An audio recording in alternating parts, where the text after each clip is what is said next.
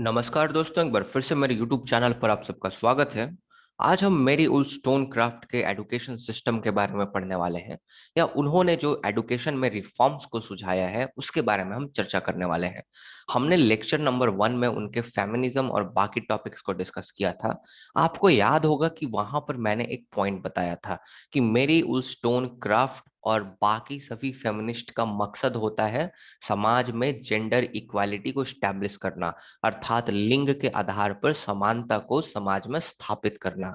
और लिंग के आधार पर अगर समानता को अगर आपको समाज में स्थापित करना है तो इसके लिए सबसे पहले आपको कंजर्वेटिज्म और डॉगमेटिज्म जैसे जो थॉट्स हैं उसको दूर करने पड़ेंगे। मैंने आपको पहले लेक्चर में बताया था कि जो भी रूढ़िवादी विचार है और जो भी आपका कट्टरपूर्ण विचार है, अगर जब तक आप उसको दूर ना करके और अगर आप अपने अंदर एक ब्रॉडर आउटलुक नहीं लेकर आएंगे दुनिया के प्रति, समाज के प्रति, अगर आप एक थोड़ा बड़ा नजरिया नहीं लेकर आएंगे, एक वृहद नजरिया नहीं लेकर आएंगे, अगर आप नैरो थिंकिंग के साथ होंगे, तो फिर आप महिलाओं के साथ भेदभाव करना बंद नहीं करेंगे। फिर आपका यही एटीट्यूड होगा कि महिलाओं को क्यों पढ़ाना, महिलाएं तो घर में ही ठीक है, महिलाओं को तो सिर्फ बच्चों का लालन पालन करना है, बस उन्हें खाना बनाना है। तो मेरी स्टोन क्राफ्ट भी यही कह रही है कि अगर आपको जेंडर इक्वालिटी को स्टैब्लिश करना है तो आपको सबसे पहले कंजर्वेटिज्म और डॉगमेटिज्म जैसे विचारधाराओं को आपको सबसे पहले दूर करना पड़ेगा। और इन विचारधाराओं को दूर करने के लिए सबसे महत्वपूर्ण क्या है? वह है शिक्षा। अगर शिक्षा व्यवस्था अगर समाज में बेहतर होगी, अगर सही ढंग से लोगों को शिक्षित किया जाएगा, तो लोगों का जो सोच है वह ब्रॉडर होगा, उनका जो आउटलुक है ब्रॉडर होगा। और यही बात मेरी स्टोन क्राफ्ट कहती है कि एडुकेशन जो है हमारे रीजन को डेवलप करता है, हमारे बुद्धि का विकास करता है, और जितने भी सामाजिक ईवल्स हैं, सोशल ईवल्स हैं, इंक्लूडिंग जेंडर इनइक्वालिटी, इसको भी समाप्त करने में मदद करता है। एडुकेशन हमें ब्रॉडर आउटलुक देता है, हमें ब्रॉडर एटीट्यूड देता है, जिससे हम दुनिया को एक अलग नजरिए से देखते हैं, जिससे हम सबको बराबर देखते हैं, हम भेदभाव करना नहीं सीखते। ये मेरी उलस्टोन क्राफ्ट कहती हैं। मेरी उलस्टोन क्राफ्ट कहती है कि सिर्फ महिलाओं के लिए ही नहीं, बल्कि पुरुषों के लिए, मतलब पुरुषों और महिलाओं दोनों के लिए जो शिक्षा है, जो एडुकेशन है, वह एक राइट भी है और नीड भी है। मतलब एक अधिकार भी है और जरूरत भी है। शिक्षा का अधिकार भी होना चाहिए और शिक्षा तो मिलना ही चाहिए क्योंकि उसकी जरूरत है। क्योंकि अगर आपको शिक्षा मिलेगा तो आप अपने व्यक्तित्व का पूर्ण रूप से विकास कर पाएंगे। और जब आप पूर्ण रूप से अपने व्यक्तित्व का विकास करेंगे तो आपको सेल्फ रियलाइजेशन होगा, आपको आत्मबोध होगा। आत्मबोध के लिए जो है आपके व्यक्तित्व का विकास का होना बड़ा जरूरी है। और आत्मबोध के बिना जो मनुष्य है वह जीवन भर अज्ञानी हो जाता है। मैंने आपको जेस मिल के लेक्चर में बताया था कि आत्मबोध का कितना बड़ा योगदान होता है हमारे जीवन में। So education is important because it is helping us in the development of personality, and further with the development of personality we can be self realized. Therefore this is very important for us. Education जो है उससे financial independence प्राप्त होता है। वित्तीय तौर पर जो महिलाएं हैं वह स्वतंत्र होती हैं, और महिलाओं का वित्तीय तौर पर स्वतंत्र होना काफी अधिक जरूरी है। क्योंकि जो पैट्रियार्की है समाज में, मैंने पहले लेक्चर में आपको बताया कि जो पैट्रियार्की है, जो पितृ सत्तात्मक समाज है, वह इसी नींव पर चल रहा है। क्योंकि महिलाएं बाहर जाकर काम नहीं करती, और काम नहीं करती तो वह मजबूरन अपने मेल जो पार्टनर होती हैं उस पर डिपेंडेंट होती हैं। और इसी कारण से आप देखिएगा कि उन्हें बहुत सारा हार्डशिप फेस करना पड़ता है। मेरी चाहती हैं कि जो महिलाएं हैं वह पूर्ण रूप से वित्तीय तौर पर स्वतंत्र हो, फिनेंशियली इंडिपेंडेंट हो। और जब वह फिनेंशियली इंडिपेंडेंट होंगी तो फिनेंशियल रीजन के कारण उनको कोई भी प्रॉब्लम नहीं होगा। मेरी इनफैक्ट ये कहती हैं कि फिनेंशियली इंडिपेंडेंट जो महिलाएं होती हैं वह बेहतर हैं, वह समाज में ज्यादा अधिक कार्य कर सकती हैं। और साथ ही साथ मेरी ये भी कहती हैं कि फिनेंशियली इंडिपेंडेंट महिलाओं को मजबूरी में दोबारा शादी नहीं करना पड़ता। मेरी इस बात से बहुत दुखी है। मेरी देखती हैं समाज में कि जो विधवाएं हैं वह सिर्फ और सिर्फ इसलिए दोबारा शादी कर लेती हैं क्योंकि उनके पास कोई काम नहीं है, वह वित्तीय तौर पर स्वतंत्र नहीं है। मेरी ये नहीं कहती कि विधवा विवाह बुरा होता है या खराब है। मेरी विधवा विवाह को सपोर्ट करती हैं, मेरी विडो मैरिज को सपोर्ट करती हैं। लेकिन मेरी का कहना है कि अगर कोई विधवा दोबारा शादी कर रही है तो बेचारी इसलिए सिर्फ ना शादी करे क्योंकि वह अपना लालन पालन, अपने बच्चे का भरण पोषण नहीं कर सकती। और आज भी भारतीय समाज में विधवाओं का सिर्फ इसलिए विवाह कर दिया जाता है उनके मन मर्जी के बिना, उनके मर्जी के बिना, क्योंकि उनका परिवार जो है उनको देख नहीं पाता, विधवाओं को उनके लिए सब कुछ कर नहीं पाता। मैंने अपने सोसाइटी में बहुत सारे ऐसे एग्जाम्पल्स देखे हैं जहां विधवा पुनर्विवाह हुआ। इस ऐसा इसलिए नहीं क्योंकि वह विधवा चाहती थी, ऐसा इसलिए क्योंकि उनके परिवार वालों ने जबरदस्ती उनकी शादी की। तो ये जो एक नेसेसिटी से विवाह करना होता है दोबारा, ये मेरी इसके बिल्कुल खिलाफ है, क्योंकि ये स्वतंत्रता का जो अवधारणा है ये बिल्कुल उसके खिलाफ चला जाता है। इसलिए लास्ट में आगे मेरी ये कहती है कि जेंडर डिस्क्रिमिनेशन को अगर आपको हटाना है, अगर आपको लिंग के आधार पर अगर भेदभाव को हटाना है, तो आपको को एडुकेशनल स्कूल्स को प्रमोट करना पड़ेगा। को एडुकेशनल स्कूल ऐसे स्कूल जहां लड़के और लड़कियां दोनों साथ पढ़ते हैं। मेरी कहती हैं कि को एडुकेशनल स्कूल ही बेहतर होते हैं, क्योंकि जब सिर्फ बॉयज स्कूल होता है तो जो लड़के होते हैं वह बुरे संगत में या बुरे गुण सीख जाते हैं। और मैंने आपको हॉथॉर्न इफेक्ट भी पढ़ा है, तो उस समय हॉथॉर्न इफेक्ट का कोई नामो निशान नहीं था। लेकिन बाद में अगर आप सेमेस्टर 3 में पढ़े होंगे तो आपको पता होगा कि अगर कोई आपको ऑब्जर्व कर रहा है, कोई अगर आपके क्रियाकलापों को देख रहा है, if someone is observing your action changes, your action is aligned to the norms and values of the society. जब आपको कोई ऑब्जर्व करता है तो आपका, देखा जाए तो आपका जो भी एक्शन होता है वो बिल्कुल पूरी तरह से बदल जाता है। आपके घर मेहमान आते हैं, आप एकदम एक वेल बिहेव्ड चाइल्ड की तरह बिहेव करते हैं, लगता है कि आपसे शरीफ कोई नहीं है, आप तो भगवान हैं, भगवान अगर कहीं है तो आप ही में बसता है। तो इसको हॉथॉर्न इफेक्ट कहते हैं कि अगर कोई ऑब्जर्व कर रहा है आपको तो आप अच्छे से बिहेव करना शुरू कर देते हैं। तो को एडुकेशनल स्कूल में ऐसा ही होता है। जब लड़कियां और लड़के साथ पढ़ते हैं तो लड़के कम से कम गाली गलौज नहीं करते हैं लड़कियों के सामने। ऐसा हमारे यहाँ भी होता था। तो मेरी यही बात बोल रही हैं कि अगर लड़के और लड़कियां एक साथ पढ़ेंगी तो सिर्फ लड़कियों को फायदा नहीं है, लड़कियों को फायदा तो है ही, क्योंकि लड़कों वाले स्कूल में ऐसा मेंटालिटी है कि लड़कों को अच्छी शिक्षा दो तो तो लड़कियों को अच्छी शिक्षा मिल जाएगी। और लड़के जो है वह बुरी आदत से बचेंगे, वह वेल मैनर्ड बनेंगे, उनके अंदर मैनरिज्म आएगा। अल्टीमेटली मेरी कहती है कि एडुकेशन का अगर लक्ष्य देखा जाए तो वह मेंटल और फिजिकल वेलबींग है। और जैसा कि मैंने आपको बताया कि जो एडुकेशन है वह कल्टीवेट करेगा रीजन और ब्रॉडर आउटलुक सोसाइटी के टुवर्ड्स देखा जाए तो। फिर उसके बाद मेरी कहती हैं कि जो पढ़े लिखे ह्यूमन बींग्स होते हैं इंक्लूडिंग फीमेल्स, वे अपने जीवन में आए हुए बुरी परिस्थितियों को बहुत अच्छे से हैंडल करते हैं। उनको जो है हार्डशिप को फेस करने में ज्यादा प्रॉब्लम नहीं होता। मैंने ये लाइन आपको बता दिया है कि जब हम सेग्रीगेट करते हैं बॉयज स्कूल अलग और गर्ल्स स्कूल अलग, तो उसमें क्या होता है कि जो लड़के हैं बैड हैबिट्स डेवलप कर लेते हैं, जो कि को एडुकेशनल स्कूल में थोड़ा कम देखने को मिलता है ना। फिर बाद में मेरी कहती हैं, अब यहाँ से रिफॉर्म्स देखिए शुरू हो गए हैं। बाद में मेरी कहती हैं कि कैरिकुलम जो है वह पूरा मोनोटोनस है, मतलब एक ही चीज पढ़ना है, बार बार बोरिंग है, मग अप करना है, उसको रटना है बस। इनफैक्ट मैं आपको बता दूं, मेरी जो माता श्री हैं बता रही थी कि वह इकोनॉमिक्स में जो अपने टाइम में पढ़ा करती थी वो सेम बुक आज भी वो चैप्टर्स हैं।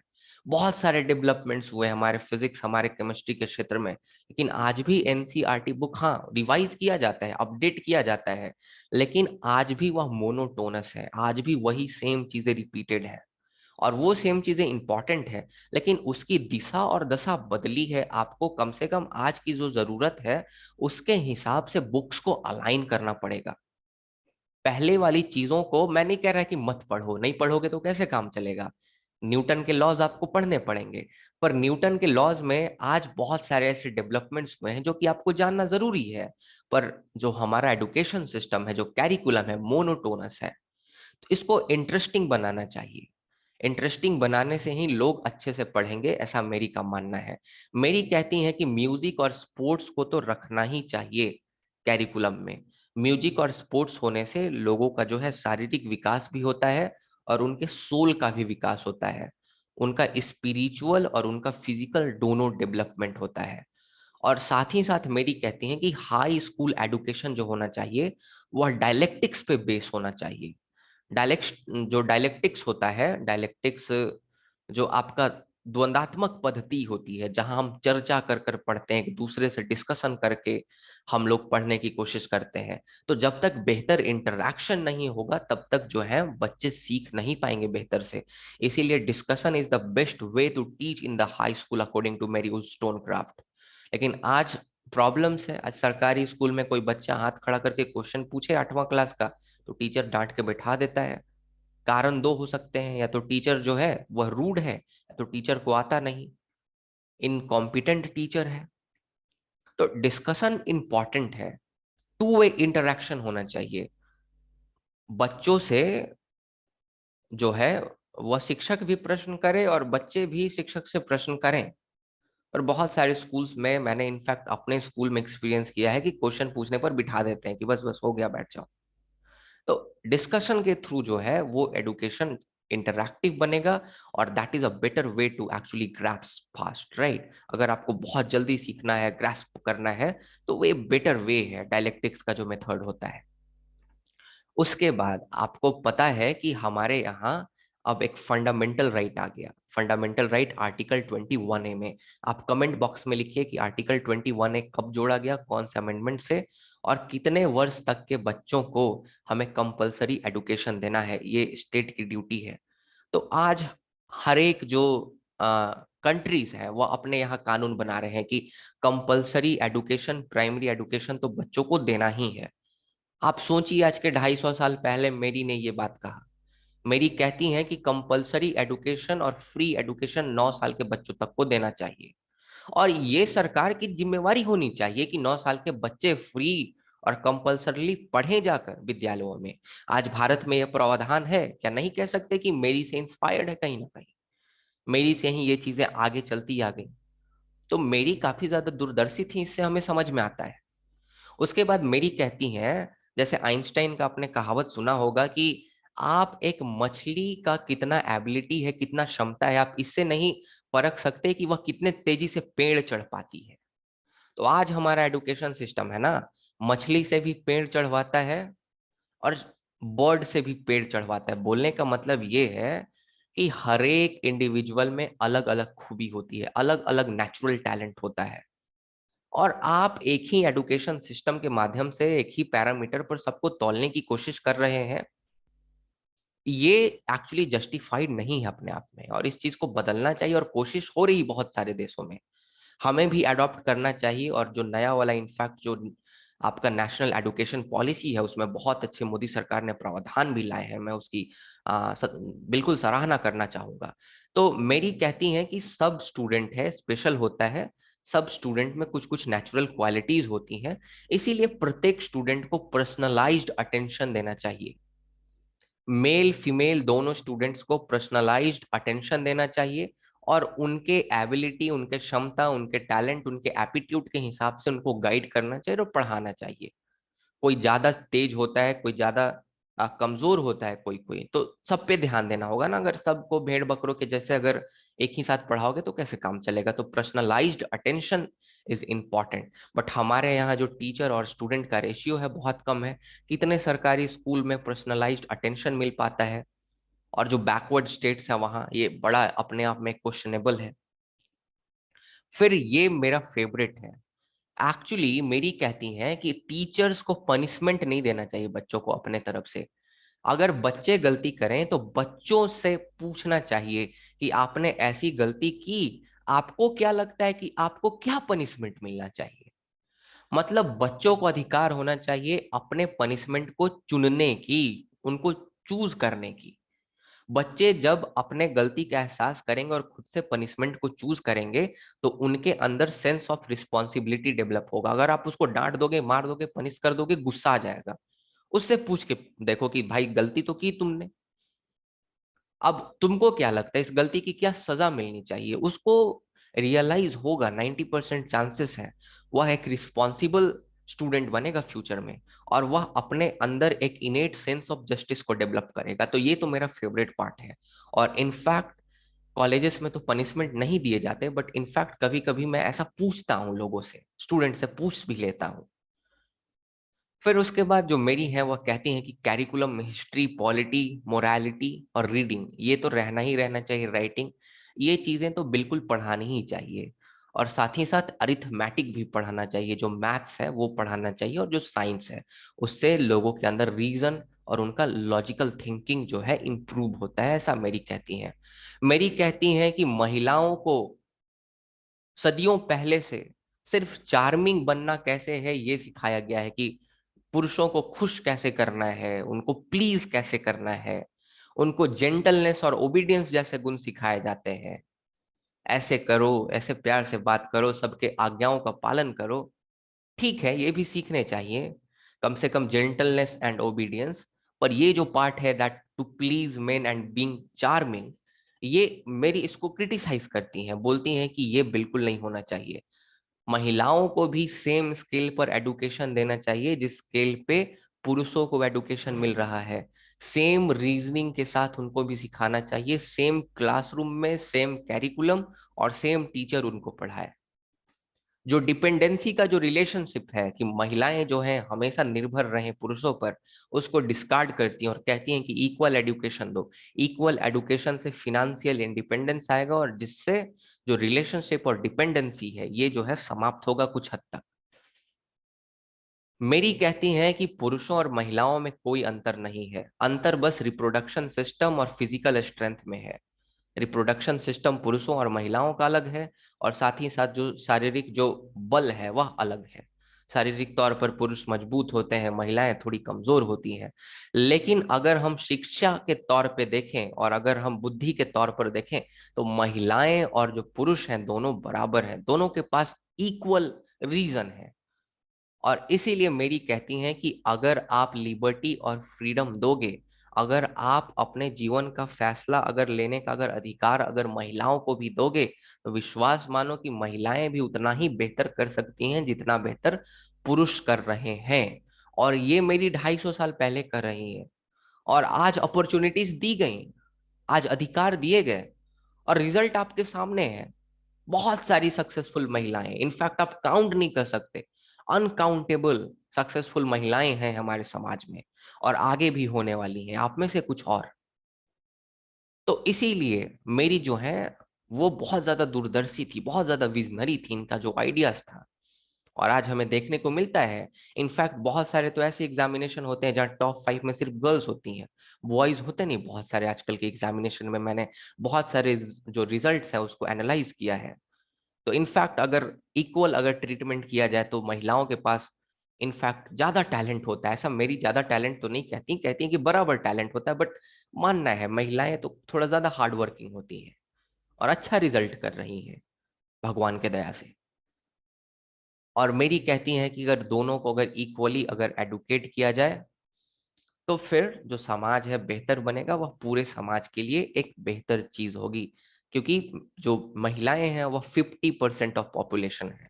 तो यूटिलिटेरियन ग्राउंड पर भी अगर महिलाएं शिक्षित होंगी, घर जो है सभ्य बनेगा, घर सभ्य बनेगा, बच्चे संस्कृत बनेंगे, बच्चे संस्कृत बनेंगे, बच्चे जो है वह अच्छे विचार व्यवहार सीखेंगे। तो एक सभ्य महिला जो है ना, वो बहुत सारे डायमेंशन में काम करती है और बहुत बड़ा बदलाव लाती है समाज में। So that is also justified on the utilitarian ground, and that I also pointed out in my last lecture. And lastly, Mary says that education is important. The main and ultimate aim of education is to develop the decision making ability within the candidates, within the students. शिक्षा का अंतिम जो लक्ष्य है कि किस प्रकार से लोगों को फैसले लेने सिखाए जाएं, कि लोग अपने जीवन के फैसले खुद कर सकें। Decision making ability is very important in our life.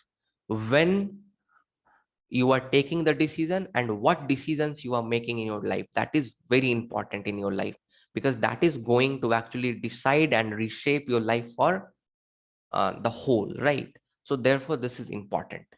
तो ये चीज आपको ध्यान में रखना है कि एडुकेशन का अंतिम लक्ष्य है आपको डिसीजन मेकिंग एबिलिटी को डेवलप करना। मुझे उम्मीद है कि आपको लेक्चर पसंद आया होगा। नोट्स अवेलेबल है, आप कांटेक्ट करके उसको परचेस कर सकते हैं।